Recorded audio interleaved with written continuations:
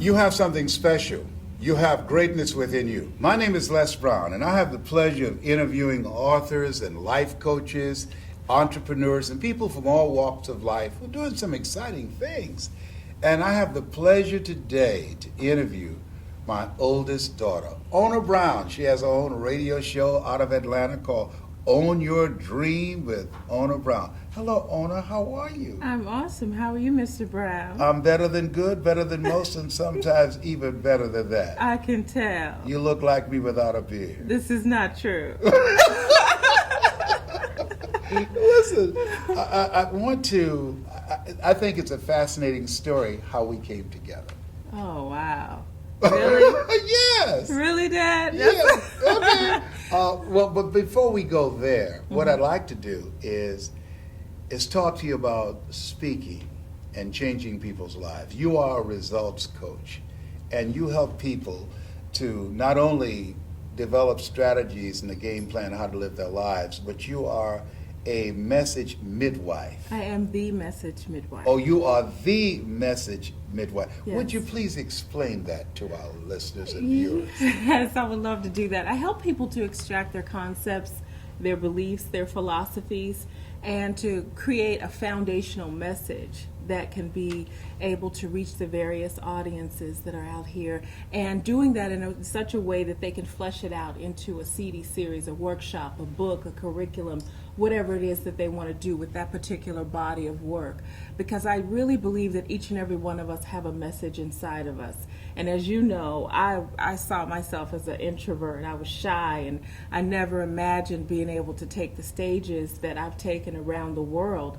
And it was a breakthrough moment for me to be able to accept that even though I was going to have to bring it out in the shadow of this huge giant who had been named one of the top 5 speakers in the world and who I believe to be the greatest speaker on the planet, I didn't know that my message would have value. I didn't believe that what I had to share would be something that people would be able to get and make a difference in their lives or make a difference in their reality, because I just felt as if, well, it's just little old Ona, you know, okay. And she's shy and she's introverted. But and I she's want to know, quiet. how did you develop this skill of to help people to pull their message out? How did you develop the insight to see it, to see what they couldn't see? You know, it's interesting. My name, Ona, in Swahili means to see. And I have always felt as if even when I was a young girl, I had the ability to just kind of be quiet in the room and observe and to pick up on things and to have a really keen intuition or feeling about things that maybe I didn't know logically, but I felt it. And I would be afraid of that sometimes. But now as I've gotten older, I've embraced it. And I see it as a gift, and I'm thankful for that. And I believe most women really have it. It's a part of our feminine blessing. But we may run from it, or we may have lost it in the shuffle of trying to be hard, or trying to be what we think we have to be in a quote-unquote man's world. But I feel as if it's really all of our worlds, if we're willing to do what we have to do to go deep within who we are and to connect to our inner gifts and our inner power. What do you think it is that keep most people stuck, where they need an intervention from someone like yourself to help them to get unstuck and to create something different for themselves? Well, we've been taught that there are only 2 primary emotions. One is love and the other one is fear. I love love, and I think when we get to that place of really understanding that we all have different forms of fear, and it shows up in different ways. Some of it is maybe anxiety, or maybe it is doubt, or maybe it's worry. All of those things are things that block us from getting to the place of our own power and our own real greatness that you talk about. You've talked about for more than a quarter of a century about how people can begin to really get into that place of understanding that we all have greatness within us. And so when we can get beyond those roadblocks of fear and doubt and worry and stress, that's when we get an opportunity to see what we're really made of and who we really are. What went through your mind when you and John Leslie, you were with me in Detroit, and you had your little notes that you usually depend on to keep yourself on point when you're speaking? And I asked you to let me look at your notes, and I tore them up. It said, today you will hear the voices. You say, we don't want to hear the voices. No. What went through your mind when I did that? Fear. Terror.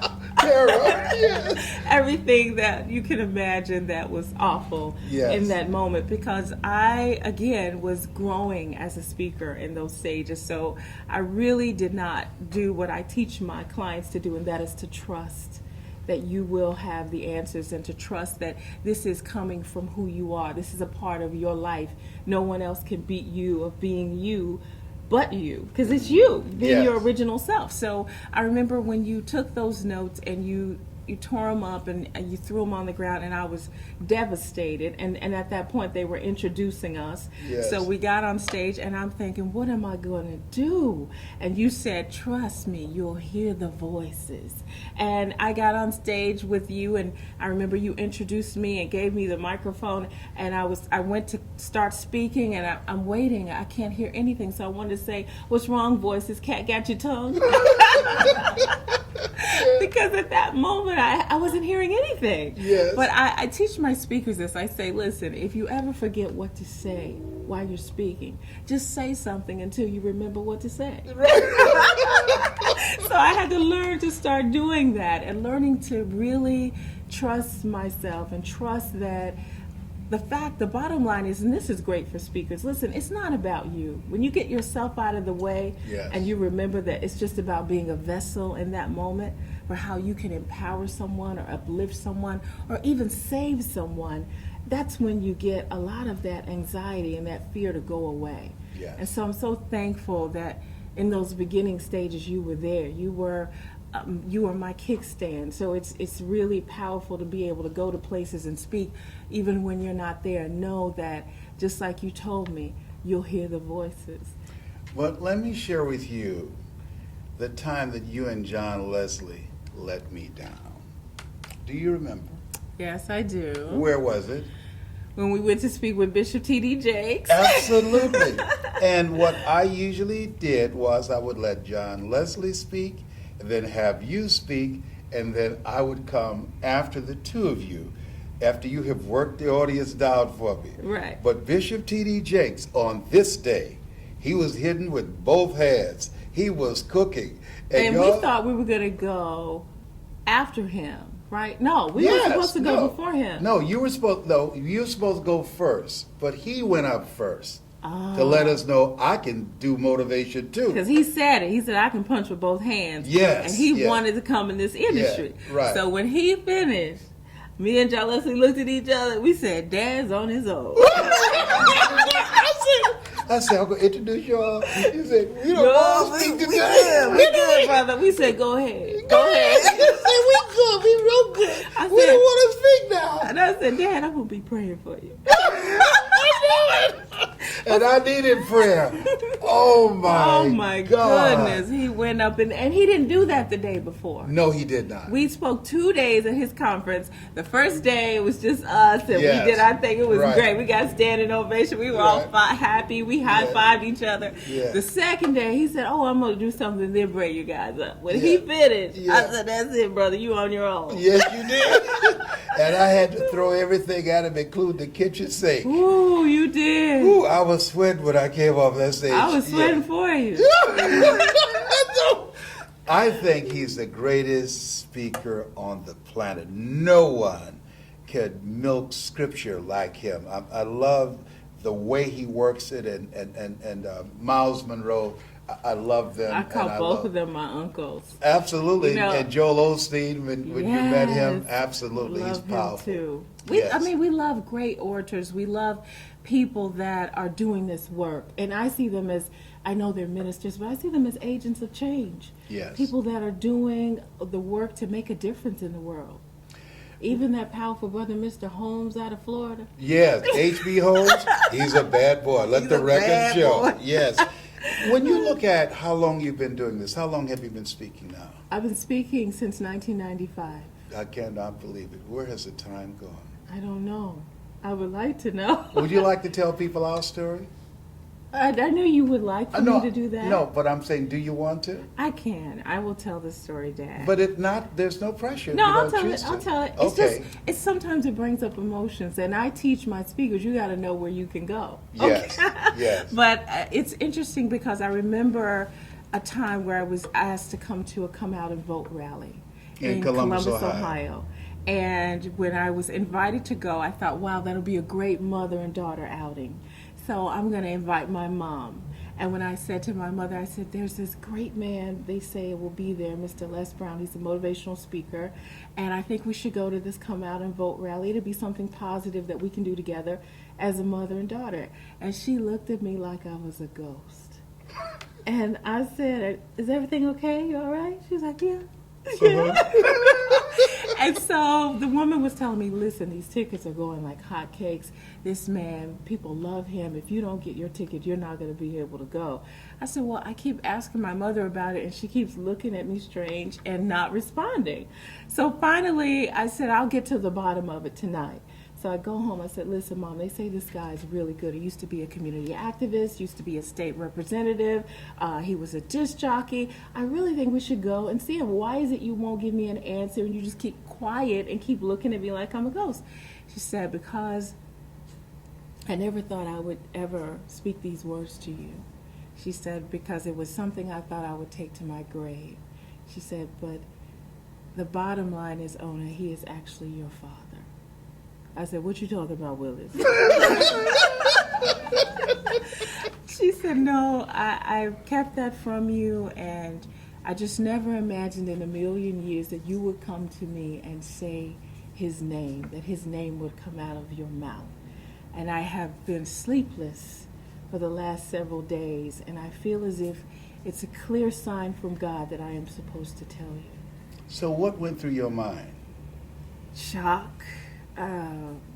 Just being thrown, I just was thrown off. It was just like, are you serious? Like, really? It just didn't even make sense. Yes. And so I told her I had to go take a nap. You get real confused. Sometimes you got to take a little nap. Yes. That's why they have naps in the president's office. No, naps are powerful. Okay. I believe in little power naps. Mm-hmm. So I took a little power nap, and I got up, and I said, you know what, Mom? I'm not going to go. She said, why? I said, because the last thing he wants to do is meet an adult woman. I mean, I was 24 at the time, and hear her saying to him, or hear me saying to him, you know, you're my dad. Right. I said, that's the last thing he needs. He's probably would not take that very well. I have enough. I have a good life. I'm happy. I know that my Heavenly Father's my Father, so I'm good. You know, I'm good. I'm moving forward. So she's like, are you sure? I said, yeah. So I decided I wasn't going to go to the actual event. And then a couple of months later, it was August. I was coming home from church, and I was just feeling really emotional because August is the month that I lost my younger brother. And the minister said good morning. I had just, cried. Start crying because you're so emotionally fragile. Yes.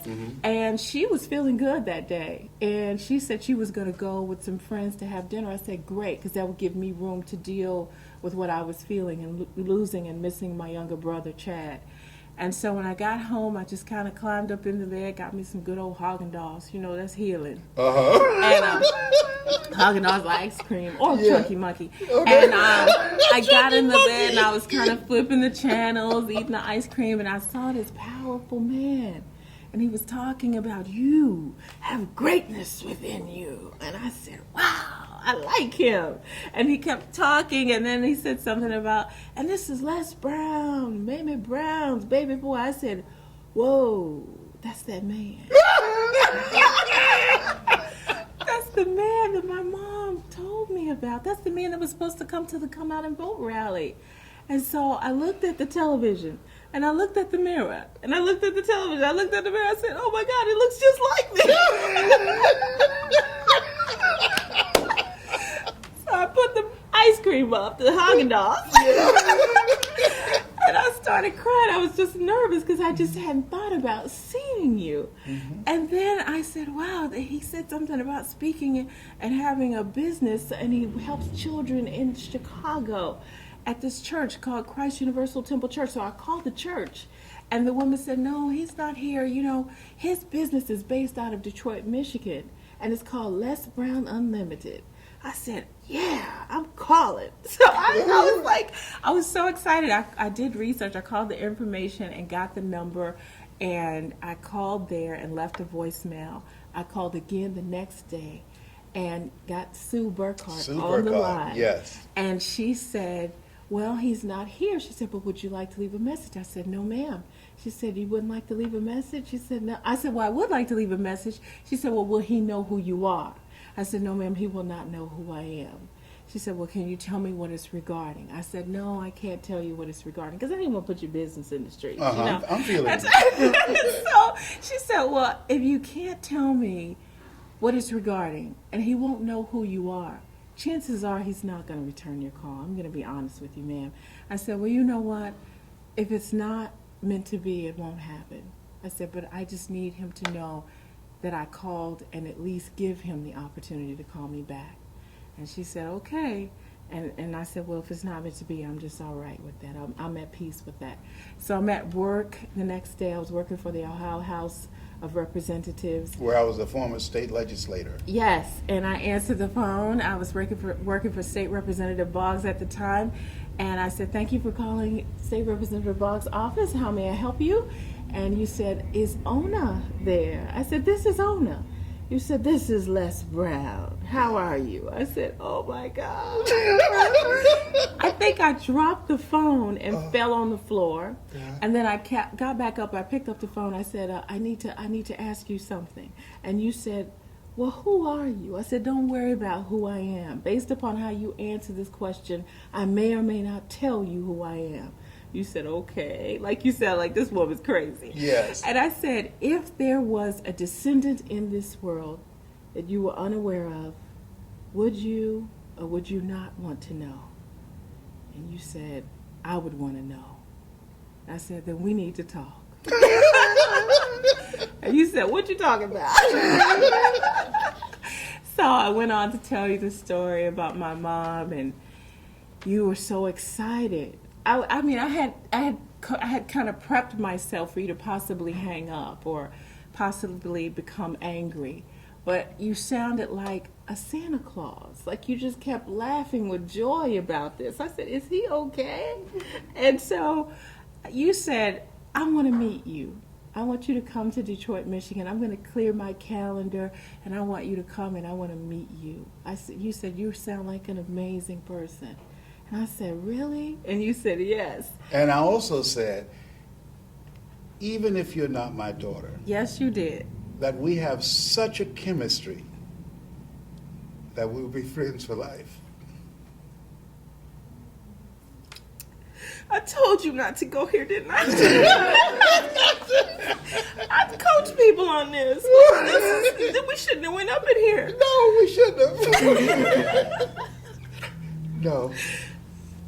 So I'm just so thankful for who you are, and I'm so thankful that, you know, God allowed us to connect. Yeah. So it's your show, brother. What you gonna do? I don't know, sister. I don't know. We need some help. Somebody need to come and get us. We gotta call John Leslie. We gotta call High Hopes. Yeah. Well, one of the things I said at the TD Jakes Manpower Conference, that we must take responsibility, and that I felt when I saw you, when your brother Patrick said, Dad, my sister's behind me, and I saw you. And I said, we're together. We looked in the mirror, we looked at each other, we were crying, looking at each other, and we said, yep, this is mine. Okay. And that we have to make things happen and take ownership. But what was interesting, and I told you to go to the store to get some That's food. my favorite part of the story. Tell me. Okay. All right, we'll get out. And then we can get out of here. Okay. Yeah. So we were there at the place. You had been gone for several months, and there was nothing to eat. Yeah, I was living in Riverfront Apartments in Detroit, Michigan. In Detroit, Michigan. So we were in your condo, and it was just nothing edible. And you said, I got to do these interviews. I want us to, we had been staying up talking till 1, 2 in the morning. You said, just here, take my keys, go down the street, find a grocery store, get some groceries. Mm-hmm. So I go in the grocery store, I'm all excited, I'm shaking, and I'm thinking, I don't know what to buy for this man. I don't even really know him. So I got some sandwich stuff, and I got some snacks, and then I was thinking about myself, and I said, well, I'm so nervous and excited, I can't really eat. But I know I can just do like some yogurt and just keep it light and simple while we're just talking and getting to know each other. And so one of the things about me, the only yogurt that I like is blueberry yogurt. So I got about 12 of blueberry yogurts, and I made my way back home, and I'm putting up the groceries, and you're on the phone, closing deals, talking to people, inspiring people, and all of a sudden I hear the phone hit the ground.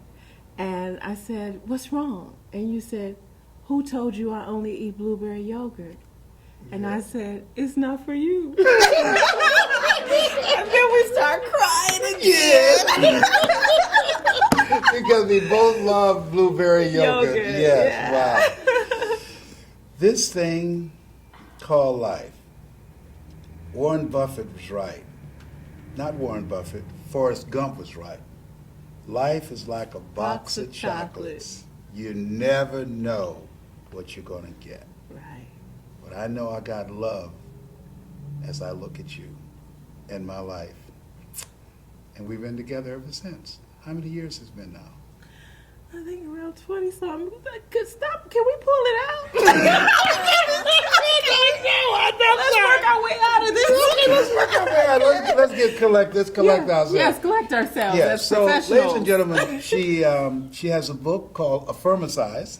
Affirmicize 101 Affirmations for Daily Living. We invite people to step into the gymnasium of their minds and affirm truth, power, love, prosperity, and hope. And she has a radio show. The title of it is Own Your Dreams with Ona Brown. And where is it located? Out of Atlanta, Georgia. Every Sunday night, 9 to 6, from 9 p.m. to 12 midnight Eastern Standard Time. We bring on dream owners like yourself. You've been a guest quite a few times. And how can people get it on the internet? They can go to www.onabrown.com. That's ONABROWN.com. And so you're a speaker, you're a results coach, and you are a speech coach. The message midwife. And the message midwife. Yes, speaker coach.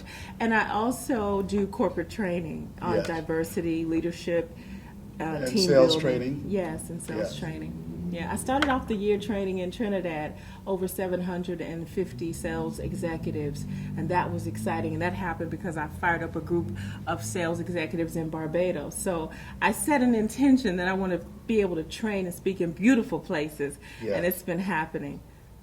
Well, I told you and your brothers and sisters that the ability to communicate is major. Yes. And now I'm privileged to have you as the top speaker and speech coach, you and your brother working with me, and your sister Serena and your brother Calvin and Patrick. It's a pleasure. I can't wait till Honor gets involved, my grandson. John Leslie's son. And Eric, my great-grandson. Yes. I want to thank you for who you are, the young lady that you've become. I love you so much and appreciate you. I love you more, Dad. Thank you. You have something special.